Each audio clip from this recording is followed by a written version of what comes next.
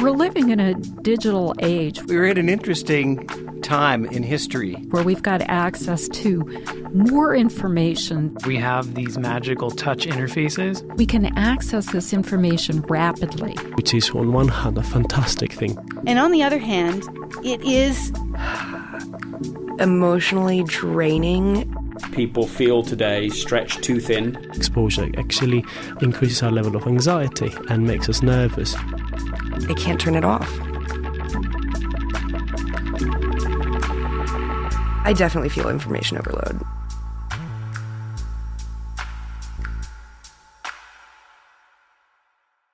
It's Note to Self, and welcome to Infomagical, a week of challenges to help us make information overload disappear. I'm Manoush Zomorodi, and you just heard a montage of all the wonderful voices that you're going to be hearing from this week. If you're new to this podcast, welcome. Note to Self is the tech show about being human. You're joining us during a very special week. We are doing 5 days of podcasts in a row for Infomagical. This is a project that's going to help you organize your overwhelmed brain and think more clearly, focus. Or, as I've explained it to my parents, it's kind of a public radio digital literacy project on acid. To get more context, the science and technology behind the project, I'd recommend that you go back and listen to last week's episode. Or you can just go with it. Sign up at wnyc.org/infomagical. It's really fast and easy, and it will make your Infomagical experience much more magical. Plus, you'll also get a personal emoji. And then here's how it'll work. Every day this week, you'll get a challenge, an exercise to help you think about what you're consuming and why, and get you a little bit closer to your information goal, the one you chose or will choose when you signed up. Everything you consume will make you more creative or more in touch with friends and family, for example. Here are some of the goals that participants picked and why. Hey Manoush, Rachel here. Hello, my name is Brandon. Hi, Note to Self, Elena here. My Infomagical goal is to be more in tune with myself. I'd like to focus on an area that I've built up very specific skills. I want to study French. Learning how to write a program. I'm using this as a guide to help reinvent myself. To be inspired creatively and focus more on what I want to do. I signed up today with multiple emails and my cell phone number so I can have 3 different goals. I need help. This is going to be awesome. So here are the instructions for the first day's challenge.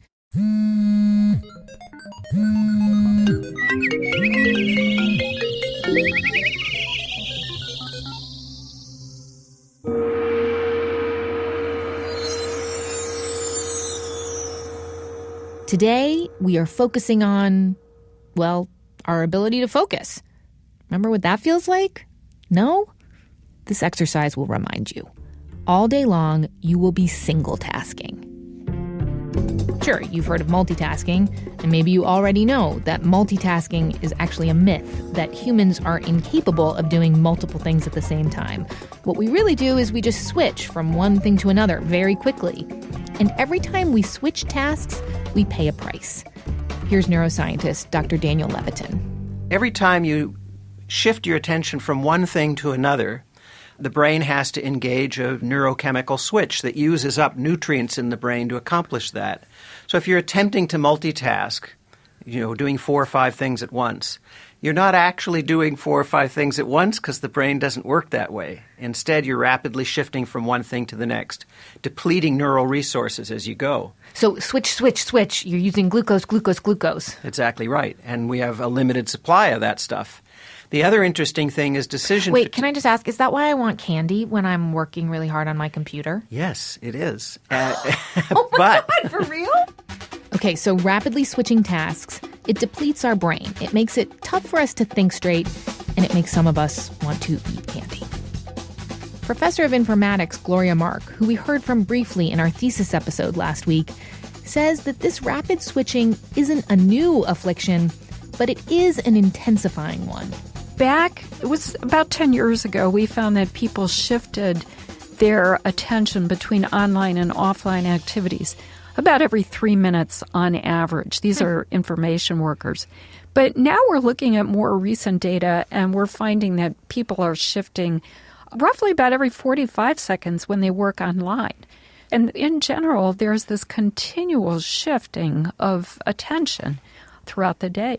And cumulatively, what does that mean? If I'm task switching online every 45 seconds, how the hell am I getting anything done? We find that there's a relationship. The more that people switch their attention, the higher their stress level is. Stressed out information workers. Today, we unite. We tell people online and off that we need to do one thing at a time, that we are truly only capable of doing one thing at a time, and gosh darn it, we need their help to focus and complete the job at hand, to single task. You know, there's a really old term that's used for that. It's called monochronic work behavior. But I think the reality is that for information workers, they have to respond to the demands of the workplace. They might have every intention of doing monochronic work, but if their boss sends them an email or they feel social pressure to keep up with their emails, they have to keep responding to emails and being interrupted. Do you think there's a better way we could ask them to try and see things through, each task through to completion? I think that if people were given the ability to signal to colleagues or just even to signal online, hey, I'm working on this task. Don't bother me. I'll let you know when I'm ready to be interrupted. We once developed a prototype system where a person could signal to their colleagues what task they were working on. Gloria Mark and her team at UC Irvine actually created and tested a prototype for office workers to use, like a physical signal.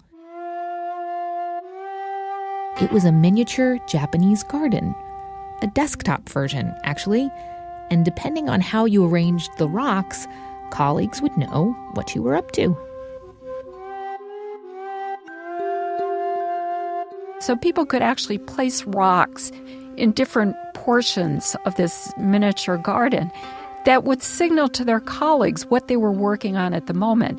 And then the colleagues would know, okay, I can interrupt them right now because they're working on this paper that I'm jointly working on with them. But, I shouldn't talk to them about this other topic. They're not working on that. Oh my God, this is amazing. So they were like literally drawing a line in the sand about when you could interrupt them and when you couldn't. Literally, yes. Okay, we can't make you all miniature Japanese gardens. God almighty, do I wish we could. But what we can and have done is make custom emojis that you can post on Facebook or Slack or wherever to signal that you can't jump on GChat or respond to that email right this second. Because today, you are single tasking.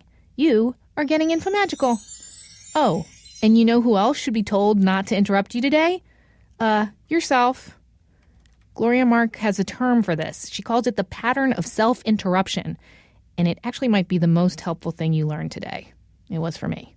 So there's what we call external interruptions, an email notification, a person coming into your office. But there's also self-interruptions or internal interruptions. And so from an observer's perspective, you're watching a person, they're typing on a Word document, and then for no apparent reason, they suddenly stop what they're doing and they shift and, look at email or check Facebook. And so these kinds of self-interruptions happen almost as frequently as people are interrupted from external sources.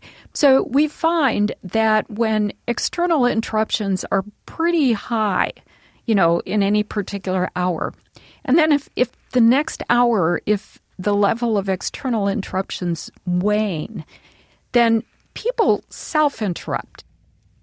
In other words, if you've had a hectic hour dealing with lots of email and people stopping by your desk, even if the next hour calms down, you will start interrupting yourself. Interruptions are self-perpetuating. Jeez.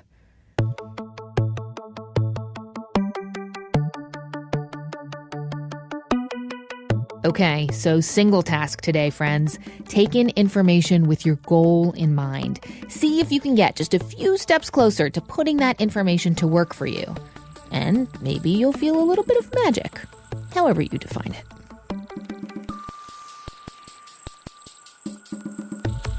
Tomorrow, a magical phone. The author of The Life-Changing Magic of Tidying Up, Marie Kondo, is here. For now, though, stick to your information goal. Keep your eye on the prize. Everything you consume this week, it's got to help you get closer to that information goal. If you haven't chosen one yet, it's easy. Go to wnyc.org/infomagical. If you signed up for Infomagical via text, we're going to be checking in with you later today, but not too much, don't worry. And if you're doing Infomagical by email, you'll get another one tomorrow morning. That's all for now. Single task, my friends.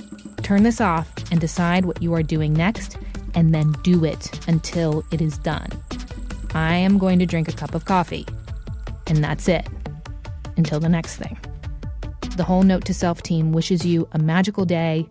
Note to Self and Infomagical come from a magical place called WNYC Studios. I'm Manoush Samarodi, and I'll talk to you on day 2.